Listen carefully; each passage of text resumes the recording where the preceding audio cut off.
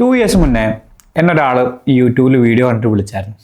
ഒരു എട്ടക ആപ്പ് ചെയ്തിട്ട് അത്യാവശ്യം പൈസയൊക്കെ ഇൻവെസ്റ്റ് ചെയ്ത് എനിക്കൊന്ന് ഓൾമോസ്റ്റ് 60 ലക്ഷം രൂപയുടെ ഉള്ള ഇൻവെസ്റ്റ് ചെയ്ത് കഴിഞ്ഞിട്ട് ഇനി എന്ത് ചെയ്യണമെന്ന് അറിയില്ല, മുന്നോട്ട് പോകാൻ പറ്റുന്നില്ല എന്ന് പറഞ്ഞിട്ടാണ് വിളിച്ചത്. അപ്പോൾ ഞാൻ പുള്ളിയോട് ഇങ്ങനെ സംസാരിച്ചു, കാര്യങ്ങളൊക്കെ സംസാരിച്ചപ്പം പുള്ളി അതിൽ എനിക്കൊന്ന് 60 ലക്ഷത്തിൽ ഒരു 50 ലക്ഷവും അനാവശ്യ കാര്യങ്ങളിലാണ് സ്പെൻഡ് ചെയ്തത്. ഡെവലപ്പേഴ്സിൻ്റെ സൈഡിൽ വന്ന മിസ്റ്റേക്ക് കൊണ്ട് കുറച്ച് എമൗണ്ട് നഷ്ടപ്പെട്ടിട്ടുണ്ട്. അതുകൂടാതെ പുള്ളി ഓഫീസ് എടുക്കുകയും പല പല കാര്യങ്ങളിലും പൈസ സ്പെൻഡ് ചെയ്യുകയൊക്കെ ചെയ്തിട്ടുണ്ട്. ഇതാണെങ്കിൽ എനിക്ക് തോന്നുന്നൊരു ഗൾഫ് റിട്ടേൺ ആയിട്ടുള്ള ഒരാളാണ്. ഒരു അത്യാവശ്യം അയാളുടെ ഒരു 60സിലൊക്കെയാണ് അയാൾ ഇപ്പോൾ ഉള്ളത്. അപ്പോൾ അയാളുടെ ഒരു ലൈഫ് സേവിങ് ആണ് അയാൾ അതിൽ സ്പെൻഡ് ചെയ്തത്. അപ്പോൾ എനിക്ക് തോന്നി ആ ഒരു മേഖലയിൽ ശരിക്കും ഒരു അവയർനെസ്സിൻ്റെ ആവശ്യമുണ്ട്. ഓക്കെ, ഒരു ആപ്പ് ചെയ്യുക, വെബ്സൈറ്റ് ചെയ്യുക എന്നുള്ളത് അത്ര വലിയ റോക്കറ്റ് സയൻസ് ഒന്നുമല്ല. അപ്പോൾ റൈറ്റ് വേയിൽ നിങ്ങൾ അപ്രോച്ച് ചെയ്യുക എന്നുള്ളതിലാണ് എൻ്റെ കാര്യം. ഇപ്പം എല്ലാവരും ചെയ്യുമ്പോൾ കോമൺ ആയിട്ട് എല്ലാവരും ചെയ്യുന്നൊരു മെത്തേഡ് എന്ന് പറഞ്ഞാൽ ഒരു ഡെവലപ്മെൻറ്റ് കമ്പനീനെ അപ്രോച്ച് ചെയ്യുക എന്നുള്ളതാണ്. പക്ഷേ ഒരു ഡെവലപ്മെൻറ്റ് കമ്പനീനെ അപ്രോച്ച് ചെയ്യുമ്പോൾ എന്തൊക്കെ കാര്യങ്ങൾ ശ്രദ്ധിക്കണം എന്നുള്ളത് കൂടുതൽ ആൾക്കാർക്കും അറിയില്ല. ഓക്കെ, മോസ്റ്റ്ലി ആ കാര്യങ്ങളിലുള്ള മിസ്റ്റേക്ക് കൊണ്ടാവാം ഒട്ടുമിക്ക പ്രൊജക്ട്സും പകുതിക്ക് വെച്ച് നിന്ന് പോകുന്നത്, അല്ലെങ്കിൽ ഉദ്ദേശിച്ച എക്സ്പെക്റ്റേഷനിൽ കംപ്ലീറ്റ് ആവാത്തത്. അപ്പം നമ്മൾ ഇന്നത്തെ ഈ വീഡിയോയിൽ ഡിസ്കസ് ചെയ്യാൻ പോകുന്നത് ആ ടോപ്പിക്സാണ്. എന്തൊക്കെ കാര്യങ്ങൾ ശ്രദ്ധിച്ചാൽ നിങ്ങൾക്ക് നിങ്ങളുടെ ഡെവലപ്മെൻറ്റ് അല്ലെങ്കിൽ പ്രൊജക്റ്റ് ബിൽഡിംഗ് പ്രോസസ്സിൽ നിങ്ങൾക്ക് ആ ഇഷ്യൂസ് മാക്സിമം മിനിമൈസ് ചെയ്യാമെന്നുള്ളത്. ഞാൻ ഒരിക്കലും കംപ്ലീറ്റ്ലി ഒഴിവാക്കാൻ പറ്റുമെന്ന് പറയുന്നില്ല, പക്ഷെ മിനിമൈസ് ചെയ്യാൻ പറ്റും. നിങ്ങളൊരു ടെക്നിക്കൽ പേഴ്സൺ അല്ലെങ്കിൽ പോലും നിങ്ങൾക്ക് ഈ കാര്യങ്ങൾ മാക്സിമം ഒന്ന് ശ്രദ്ധിച്ചാൽ മതി. First of all, welcome to our next video. So നിങ്ങൾ ചാനലിൽ ആദ്യമായിട്ടാണെങ്കിൽ നമ്മുടെ ചാനലിലുള്ള കണ്ടന്റുകളൊക്കെ ഒന്ന് പോയി നോക്കുക. നമ്മൾ ബിസിനസ്, സ്റ്റാർട്ടപ്സ്, ടെക്നോളജി അറൗണ്ടാണ് കണ്ടന്റ് ചെയ്യുന്നത്. നിങ്ങൾക്ക് ഇഷ്ടപ്പെട്ട് കഴിഞ്ഞാൽ കമൻറ്റ് ചെയ്യുക, ചാനൽ സബ്സ്ക്രൈബ് ചെയ്യുക. ഒരു ആപ്പോ അല്ലെങ്കിൽ ഒരു വെബ്സൈറ്റോ ചെയ്യണമെങ്കിൽ എന്നെപ്പോലുള്ളൊരു സാധാരണക്കാരനായിട്ടുള്ള ആൾ ആദ്യമായിട്ട് അപ്രോച്ച് ചെയ്യുക ഒരു സർവീസ് കമ്പനിയാണ്. ഇപ്പോൾ ഞാനും എൻ്റെ കോളേജിൽ പഠിക്കുന്ന സമയത്താണ്, ഈവെന്തോ എനിക്ക് ബേസിക് ലെവൽ വെബ്സൈറ്റൊക്കെ ചെയ്യണമെന്നുണ്ടെങ്കിലും എനിക്ക് എൻ്റെ ഒരു പ്രൊജക്റ്റിന് വേണ്ടി ആപ്പ് ചെയ്യാൻ ആഗ്രഹം ഉണ്ടായിരുന്നു. അപ്പോൾ ഞാനൊരു കമ്പനി അപ്രോച്ച് ചെയ്തു. അപ്പോഴാണ് ഇതിൻ്റെ ഒരു ടെക്നിക്കാലിറ്റീസും ഇതിൻ്റെ കോംപ്ലക്സിറ്റീസും ഒക്കെ എനിക്ക്, അതായത് പലരും പല പ്രൈസാണ് പറയുന്നത്, എന്താണ് ഇതിൻ്റെ ഡിഫറൻസ് ഒന്നും എനിക്കറിയില്ല. ഫോർ എക്സാമ്പിൾ, ഞാനൊരു ഫോൺ വാങ്ങുമെന്ന് വിചാരിക്കാം, എനിക്കൊരു സാംസങ് S25 വേണമെന്ന് വിചാരിക്കാം. ഞാൻ 10 വെബ്സൈറ്റിൽ പോയാലും ഇതിൻ്റെ പ്രൈസ് ഓൾമോസ്റ്റ് സിമിലർ ആയിരിക്കും, കമ്പയറബിൾ ആയിരിക്കും. ഓക്കെ, ആരും എനിക്കൊരു 50% ഡിഫറൻസിലൊന്നും പ്രൊഡക്റ്റ് തരാൻ പോകുന്നില്ല. അതേപോലെ തന്നെ കാറിനൊക്കെ സെയിം ആണ്. പക്ഷേ വെബ്സൈറ്റിനും ആപ്പിനും മാത്രം അത് ഭയങ്കര ഡിഫറെൻ്റ് ആണ്. മാർക്കറ്റിൽ അത് 3 ലക്ഷം രൂപക്ക് മുതൽ ചെയ്യുന്നവരുണ്ടാവും, 2 ലക്ഷം രൂപയ്ക്ക് ചെയ്യുന്നവരുണ്ടാവും, ചിലപ്പോൾ 30 ലക്ഷം 50 ലക്ഷം രൂപയ്ക്ക് ചെയ്യുന്നവരുണ്ടാവും. എന്താണ് ഇത് തമ്മിലുള്ള ഡിഫറൻസ് എന്നുള്ളത് എനിക്കറിയില്ലായിരുന്നു. പ്രൈമറിലി നമ്മുടെ ആപ്പിൻ്റെ കോസ്റ്റിൽ വരുന്ന ഡിഫറൻസിനെ പറ്റി ഞാൻ പറയാം. അപ്പോൾ കോസ്റ്റ് ഡിഫറൻസ് വരാനുള്ള റീസൺ എന്താണെന്ന് വെച്ച് കഴിഞ്ഞാൽ, ഫസ്റ്റ് തിങ്, ഇതിന് മുന്നേ വേറൊരു വീഡിയോയിൽ ഞാൻ പറഞ്ഞിട്ടുണ്ട്, ഇതൊരു സർവീസ് വർക്കാണ്. അപ്പോൾ സർവീസ് ചെയ്യുന്ന ആളുടെ എക്സ്പീരിയൻസും എക്സ്പെർട്ടൈസും അനുസരിച്ച് അവർക്കൊരു പ്രീമിയം പ്രൈസ് ഉണ്ടാവും. ഒരു ആർട്ടിസ്റ്റ് ഇപ്പോൾ വരച്ച് കഴിഞ്ഞാൽ ആ വരയ്ക്കുന്ന ആർട്ട് ആരാണോ വരച്ചത് അയാൾക്ക് ആ കോസ്റ്റ് കൂടുന്നത് പോലെ ഇവരുടെ ഒരു എക്സ്പെർട്ടൈസിൻ്റെ കോസ്റ്റ് അതിലുണ്ടാവും. ആ എക്സ്പെർട്ടൈസിൻ്റെ വാല്യൂ ഉണ്ടാവും. ഡെഫിനറ്റ്ലി നിങ്ങളുടെ ആപ്പിലുള്ള പല മൈന്യൂട്ട് എലമെൻറ്റ്സും ചിലപ്പം അടിപൊളിയായിട്ട് ഈ ആൾ നിങ്ങൾ പറയാതെ തന്നെ ചെയ്യും. എക്സ്പെർട്ടൈസ് ഉള്ള ആൾ, എക്സ്പെർട്ടൈസ് ഇല്ലാത്ത ആൾ മൾട്ടിപ്പിൾ റിവിഷനിലായിരിക്കും ആ കാര്യങ്ങൾ ചെയ്യുന്നത്. അപ്പോൾ എങ്ങനെയായാലും ഇതിൻ്റെ എക്സ്പെർട്ടൈസ് ലെവലിലുള്ളൊരു കോസ്റ്റ് അവിടെയുണ്ട്. പിന്നെ അടുത്ത കാര്യങ്ങൾ നമുക്ക് മെഷർ ചെയ്യാൻ പറ്റുന്ന സാധനം, എക്സ്പെർട്ടൈസ് എന്നുള്ളത് നമുക്ക് ഈസിലി മെഷർ ചെയ്യാൻ പറ്റുന്ന ഒരു സാധനമല്ല. മെഷർ ചെയ്യാൻ പറ്റുന്ന കാര്യം, ഇതിൽ എന്തൊക്കെ ടെക്നോളജീസാണ് യൂസ് ചെയ്തിരിക്കുന്നത്, തേർഡ് പാർട്ടി കമ്പണൻസ് എന്തൊക്കെയാണ് യൂസ് ചെയ്തിരിക്കുന്നത്, അതിന് അസോസിയേറ്റ് ചെയ്തിട്ടുള്ള കോസ്റ്റുകൾ എന്തൊക്കെയാണെന്നുള്ളത്. ഇത് നിങ്ങൾക്ക് ഒരു ടെക്നിക്കൽ നോളജുള്ള ഒരു കൺസൾട്ടൻറ്റ് നിങ്ങളുടെ കൂടെ ഉണ്ടെങ്കിൽ നിങ്ങൾക്ക് അത് ഇവാലുവേറ്റ് ചെയ്യാൻ പറ്റും. അപ്പോൾ പ്രൈമറിലി ഈ 2 കാര്യങ്ങൾ കൊണ്ടാണ് ഈ ആപ്പിൻ്റെ കോസ്റ്റിൽ വരുന്ന ഡിഫറൻസ്. ഒരു ഫ്രീലാൻസറൊക്കെ ആകുമ്പോൾ അവന് മാർക്കറ്റിൽ അധികം എക്സ്പോഷർ ഇല്ല, അവനധികം ക്ലയൻസ് ഇല്ലെങ്കിൽ അവന് വളരെ ലോ കോസ്റ്റിൽ ചിലപ്പോൾ അവൻ്റെ എക്സ്പെൻസ് പ്രൈസിൽ അവൻ ചെയ്യും. ഒരു റെപ്യൂട്ടഡ് കമ്പനി എന്ന് പറയുമ്പോൾ ഓൾറെഡി ഒരുപാട് പ്രൊജക്റ്റ് ചെയ്ത ആളാണ്, അവർക്ക് നല്ല ബാക്ക്ഗ്രൗണ്ട് ഉള്ള ആളാണെങ്കിൽ അയാൾക്ക് ഓൾറെഡി മാർക്കറ്റിൽ ഡിമാൻഡ് ഉണ്ടെങ്കിൽ അത് അത്യാവശ്യം പ്രീമിയം പ്രൈസിനായിരിക്കും ചെയ്യുന്നത്. അപ്പോൾ നിങ്ങൾ ആരെ അപ്രോച്ച് ചെയ്ത് ചെയ്യുകയാണെങ്കിലും ഞാൻ ഈ പറയുന്ന കുറച്ച് സ്റ്റെപ്പുകൾ നിങ്ങൾ ഫോളോ ചെയ്യുകയാണെങ്കിൽ നിങ്ങൾക്ക് അതിൻ്റെ റിസ്ക് എലമെൻറ്റ്സ് നന്നായിട്ട് കുറയ്ക്കാൻ പറ്റും. ഫസ്റ്റ് സ്റ്റെപ്പ് എന്നുള്ളത് പ്രോപ്പർ പ്ലാനിങ് ഡോക്യുമെൻറ്റേഷൻ എന്നുള്ളതാണ്. ഇതിന് മാർക്കറ്റിൽ പല പേരുണ്ട്. നിങ്ങൾക്ക് വേണമെങ്കിൽ PRD എന്ന് വിളിക്കാം, അല്ലെങ്കിൽ ഫീച്ചർ ഡോക്യുമെൻ്റ് എന്ന് വിളിക്കാം. അത് ടെക്നിക്കൽ ലെവലിൽ ഇതിനൊക്കെ ഒരു റെലവൻസ് ഉണ്ട് കേട്ടോ. ഞാൻ നിങ്ങൾക്ക് മനസ്സിലാവുന്ന രീതിയിൽ പറയാവുന്നേ ഉള്ളൂ.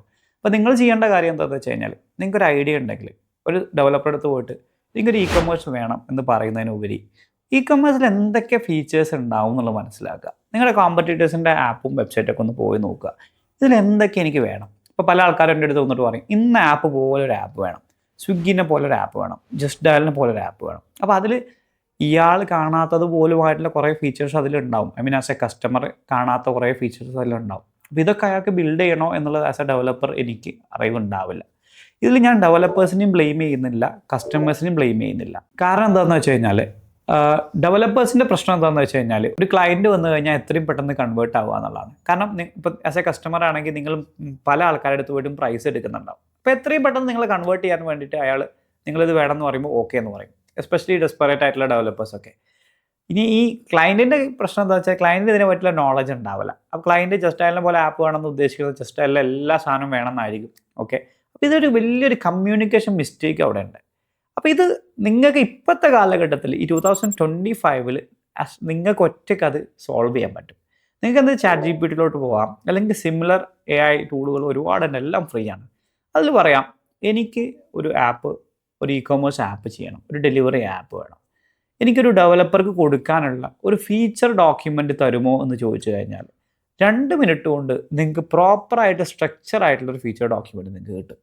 അതിൽ നിങ്ങൾക്ക് മനസ്സിലാവാത്തത് എന്തെങ്കിലും ഉണ്ടെങ്കിൽ ChatGPT തന്നെ ചോദിച്ചിട്ട് നിങ്ങൾ എന്ത് ചെയ്യുക, ഇതെന്താണെന്ന് എനിക്ക് എക്സ്പ്ലെയിൻ ചെയ്ത് തരണം എന്ന് പറഞ്ഞിട്ട് ഒരു specific set of feature document നിങ്ങൾ ക്രിയേറ്റ് ചെയ്യാം. ഇപ്പോൾ നിങ്ങൾ ക്രിയേറ്റ് ചെയ്ത ഫീച്ചർ ഡോക്യുമെൻറ്റിൽ ചിലപ്പോൾ പല ടെക്നിക്കൽ എലമെൻറ്റ്സും പല കാര്യങ്ങളും ഉണ്ടാവും. നിങ്ങൾക്ക് വേണമെങ്കിൽ ഇതേ ഡോക്യുമെൻറ്റ് ആസ് ഇറ്റ് ഈസ് നിങ്ങൾ ഡെവലപ്പർക്ക് അയച്ചു കൊടുത്തിട്ട് ഇതാണ് എനിക്ക് വേണ്ടതെന്ന് പറയാം.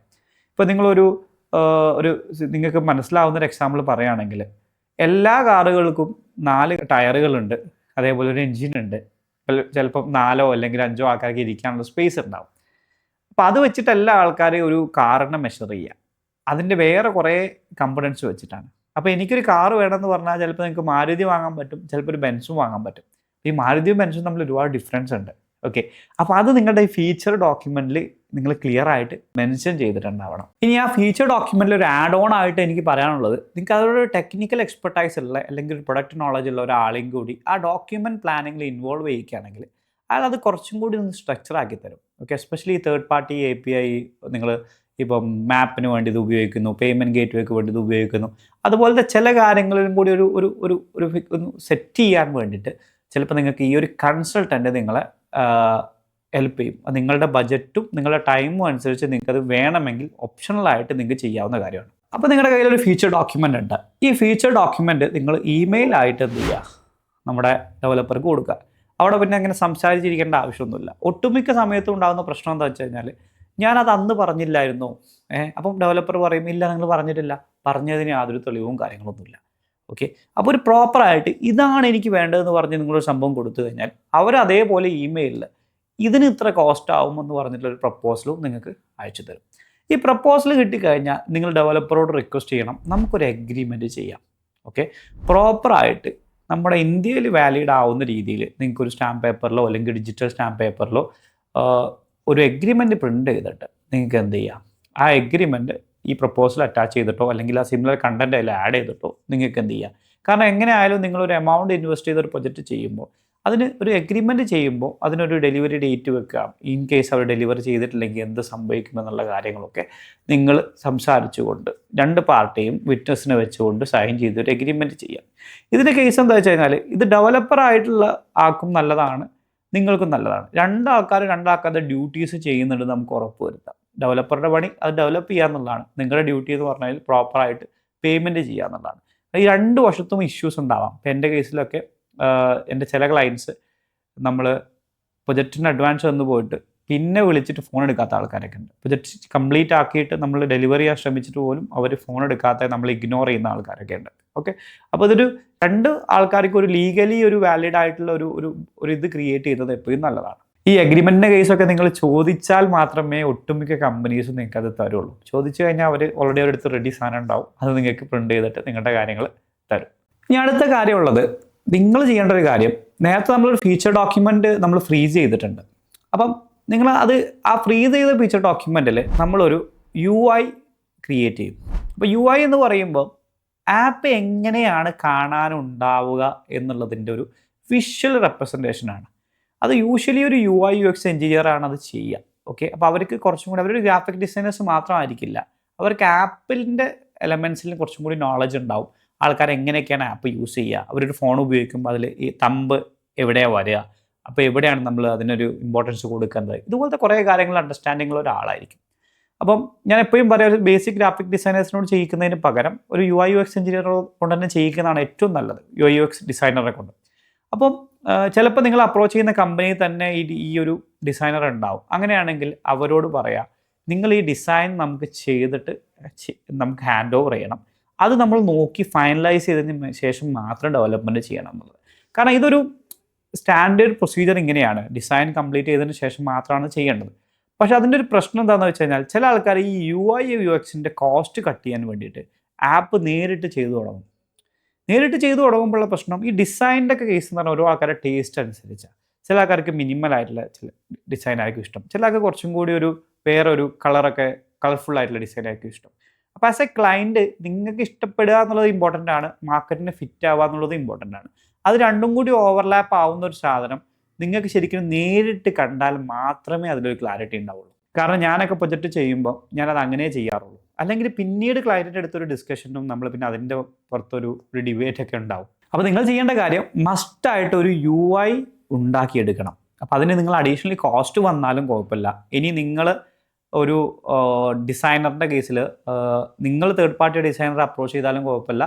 നിങ്ങൾ അപ്രോച്ച് ചെയ്യുന്ന ഡെവലപ്മെൻറ്റ് കമ്പനീൻ്റെ അകത്ത് ഡിസൈനർ ഉണ്ടെങ്കിൽ അവരെ നിങ്ങൾ ഈ ലൂപ്പിൽ ആഡ് ചെയ്തിട്ട് നിങ്ങൾ ആ ഡിസൈൻ എടുത്ത് കൺഫർമേഷൻ ചെയ്ത് ഓരോ പേജും കൺഫേം ചെയ്തിട്ട് എന്ത് ചെയ്യുക, ഡെവലപ്മെൻറ്റ് ഫേസിലോട്ട് പോവുക. അപ്പോൾ നമ്മുടെ അടുത്ത് ഇപ്പോൾ പ്ലാനിങ് റെഡിയാണ്, ഒരു പ്രോപ്പർ ഡിസൈൻ ഉണ്ട്, നമ്മുടെ റെഡിയാണ്. ഇനി അടുത്ത സ്റ്റേജാണ് ഡെവലപ്മെൻറ്റ്. അപ്പോൾ ഈ ഡെവലപ്മെൻറ്റ് സ്റ്റേജിൽ ഈ ഒരു സ്റ്റേജ് ആകുമ്പോഴേക്കും ഡെവലപ്മെൻറ്റ് കമ്പനിക്ക് ഒരു പ്രോപ്പർ ക്ലാരിറ്റി ആയിട്ടുണ്ടാവും. അപ്പോൾ അവർക്ക് നിങ്ങൾക്ക് കുറച്ചും കൂടി ഒരു ടൈം ലൈനിലും കാര്യങ്ങളിലൊക്കെ കുറച്ചും കൂടി അധികം തെറ്റാത്തൊരു സംഭവം നിങ്ങൾക്ക് തരാൻ പറ്റും. ഡെവലപ്മെൻറ്റ് കേസിൽ ഈ കമ്പനിയോട് തന്നെ സംസാരിച്ചിട്ട് ഒരു ഇത്ര സമയം കൂടുമ്പോൾ ഒരു ബൈ വീക്കിലിയോ അല്ലെങ്കിൽ വൺസ് ഇൻ എ മന്തോ നമുക്കൊരു റിവ്യൂ മീറ്റിംഗ് വെക്കാം എന്ന് പറഞ്ഞിട്ട് അതിൻ്റെ പ്രോഗ്രസ് നിങ്ങൾക്ക് അവരുടെ ഓരോ സ്റ്റേജസ് ഉണ്ടാവും. ഇന്ന സ്റ്റേജിൽ ഞങ്ങൾ ഡെലിവർ ചെയ്യും, ഇന്ന സ്റ്റേജ് ഡെലിവർ ചെയ്യും, ഇന്ന സ്റ്റേജ് ഡെലിവർ ചെയ്യും എന്ന് പറഞ്ഞിട്ട്.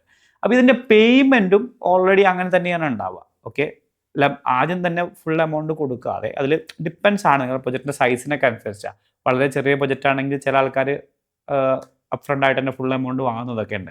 അപ്പം ആ സ്റ്റേജസ് എല്ലാം നിങ്ങൾ ഇൻഡിവിജ്വലി വെരിഫൈ ചെയ്തിട്ട് മാത്രം എന്ത് ചെയ്യുക, മുന്നോട്ട് പോവുക. കാരണം എന്താ വെച്ചാൽ ഇതിൽ എന്തെങ്കിലും മിസ്റ്റേക്സ് ഉണ്ടെങ്കിൽ നിങ്ങൾ ലാസ്റ്റ് അറിയുന്നതിനേക്കാൾ നല്ലത് ഇടയ്ക്ക് വെച്ച് അറിഞ്ഞാൽ അത്രയും നിങ്ങളുടെ സമയവും നിങ്ങളുടെ കോസ്റ്റും നിങ്ങൾക്ക് സേവ് ചെയ്യാൻ പറ്റും. കാരണം നമ്മൾ ഇവിടെ ഒരു പ്രോപ്പർ UI ക്രിയേറ്റ് ചെയ്തിട്ടുണ്ട്, പ്രോപ്പർ പ്ലാനിങ് ഡോക്യുമെൻറ്റേഷൻസ് ഉണ്ട്. അതുകൊണ്ട് തന്നെ ഈ ആപ്പിലുള്ള പല ഫീച്ചേഴ്സും ഞങ്ങളത് നിങ്ങൾ പറഞ്ഞിട്ടില്ല അല്ലെങ്കിൽ നിങ്ങൾ പറഞ്ഞിട്ടുണ്ട് എന്ന് പറഞ്ഞ് അങ്ങോട്ടും ഇങ്ങോട്ടും ഡിസ്കസ് ചെയ്യേണ്ട ഒരു കേസൊന്നും ഇത് വരുന്നില്ല.